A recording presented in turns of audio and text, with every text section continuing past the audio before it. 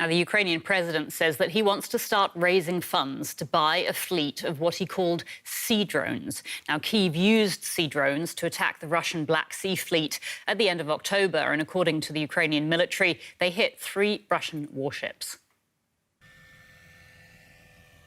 These images, taken at the end of October, captured the first attack of its kind. What you're seeing is the view from a Ukrainian sea drone speeding towards its target, Russia's Black Sea Fleet near the Crimean port of Sevastopol. Also known as an unmanned surface vehicle, it comes under fire from the Russian military. There were reportedly between 6 and 8 nautical drones involved in this assault. What remains unclear is the damage caused to Russia's fleet. 3 vessels were reportedly hit. According to naval analyst H.I. Sutton, the small vessel was developed by modifying a jet ski. It has an aluminium hull and possibly Russian-designed fuses that detonate a warhead. It also includes a remote control camera and sends video feedback to Ukraine's command and control centre. In these images, shot earlier in the attack and under the cover of darkness, it's believed the sea drone captures shots of Moscow's flagship, the Admiral Makarov. Experts agree that these sea drones are extremely cost-effective. They're relatively inexpensive, unmanned, and can cause large amounts of damage. Dominika Kunertova is a senior researcher at the Centre for Security Studies in Zurich, and she joins us now here at DW. We heard in that report that these drones are cheap, but how effective are they? Good afternoon. Hello. So yeah, the number of these drone boats that are carrying explosives definitely did not disable the Russian Black Sea Fleet in the Bay of Sevastopol, but they did cause some substantial damage, as we have heard, at least 1 minesweeper and 2 other warships, which means that they can create an additional headache for Russian forces. They're going to pin down resources to step up defense of their naval base. But what I consider more interesting about this whole attack is that these drone boats were used in combination with aerial drones. So I see a potential venue for a more innovative use of these uncrewed systems. I can imagine, for instance, using aerial drones as a decoy to clear the path for the drone boats, or vice versa. So definitely an interesting development in the use of uncrewed systems here. Now, we're hearing that President Zelensky is trying to get money together to buy more of these drones. As the war drags on, both sides facing budgetary pressure, will this presumably necessitate the use of even more of these types of weapons?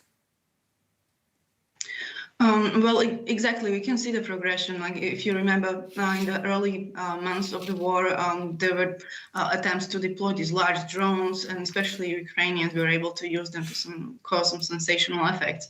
But this is a conflict in which neither side controls the sky. So these larger drones are vulnerable to air defenses and are expensive to replace. And which means that militaries on both sides kind of discovered these cheaper commercial alternatives to military-grade drones, and they're using drones that are usually available on AliExpress or Amazon for a few $100s, and they use them repurposed to drop grenades, to navigate artillery. They became this crucial capability to improve precision of artillery fires and deploying them in large numbers. This availability of cheaper drones that are user-friendly and are easy to repurpose for military missions are a comfortable way for militaries with lesser resources to replenish their military capabilities. If I could ask you, it's been reported that Iran has been supplying Russia with drones. Iran today announced it's developed a hypersonic missile that it claims is capable of penetrating all defence systems. Can you tell us a little bit more about this and what it might mean if a missile like this were to be used by Russia?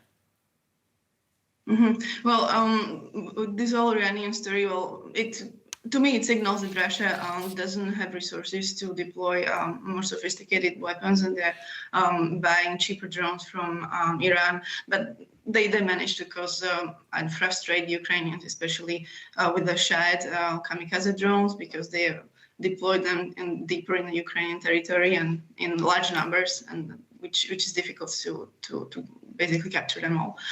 But with this announcement of hypersonic missile, well, I call this like a press release weapons, because I don't know if you remember, Russia also claimed to have used hypersonic missile back in March and also in May in Ukraine.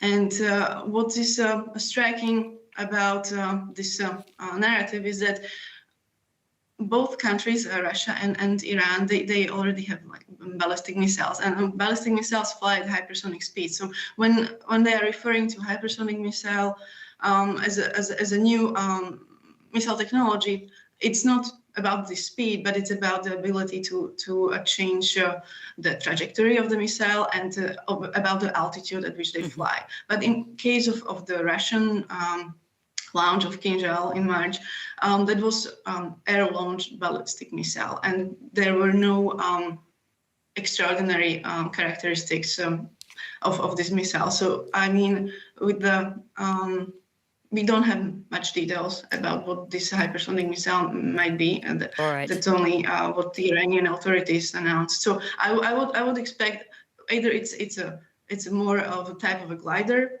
or they are attempting to build a new engine to reach these high speeds. But Ms. Kunertova, we're going to have to leave it there, I'm afraid. Our time has run out, but thank you so much for joining us on DW. Thank you. Well, for more about drones, let's bring in Arthur Holland-Michel here. He's a researcher on emerging military technologies and author of Eyes in the Sky, a book about aerial drones. Thanks for being with us. Now, we saw the use of unmanned sea drones in that report. Beyond just wreaking havoc, can those drones allow Ukraine to seriously damage Russia's Black Sea fleet? You know, I'm not actually convinced that moving forward, it's sort of guaranteed that they will cause serious damage. Russia is definitely going to respond to this attack. But that's actually an important point, because they will definitely be a nuisance. They have, in a way, opened up a new front, so to speak, that Russia now has to defend against. Russia's going to have to invest precious new resources to protect its fleet from these drones, doing things like setting up barriers, increasing patrols, and deploying additional defense weapons.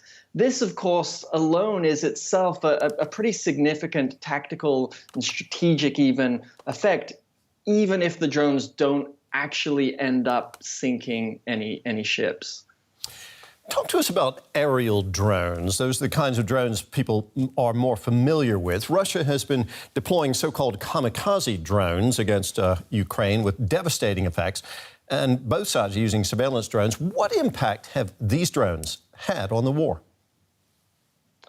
So I think they've had a twofold impact. One is, as you said, that they have caused some pretty significant damage to both sides, either as a result of drones directly attacking targets, or actually very significantly by providing surveillance support for other weapons. I don't necessarily think this compares to the scale of impact and damage from, say, artillery or ground operations.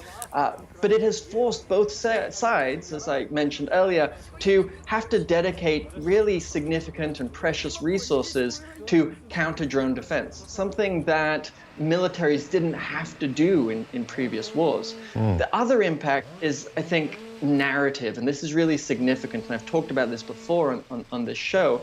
Drones are impressive, they're frightening, they're technologically advanced, and I mean, we're talking about them today because they are very good at generating headlines in addition to actually being effective weapons. And both sides have used this aspect of drones to their advantage to kind of shape the narrative of the war. And that, I think, is going to continue to be a really important effect that they will have on the battlefield.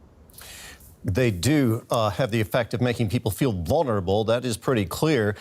This is drone warfare that we're seeing on a new scale in this conflict. Could drones be a game changer in the Ukraine war, do you think? This depends entirely on the number of drones that each side can deploy. What we've learned from recent events is that any drone operation these days is going to require the side to sacrifice many of the drones that they're using, perhaps even a majority. We know that Ukraine has reportedly shot down as many as 70% of the kamikaze drones that Russia has launched in recent weeks. So if Russia doesn't have a huge stockpile of drones on standby or the capacity to build new drones, they're going to run out very fast. Same goes for Ukrainian drone attacks. If you need to sacrifice 9 drones for every single drone that's effective, you don't get these drones back like other weapon systems. And so I think it could be unsustainable. So there really is that big question mark of how big those stockpiles are, what the manufacturing capacity looks like. Arthur, thank you very much for your insights. That was Arthur Holland-Michel, an expert in drone warfare and surveillance.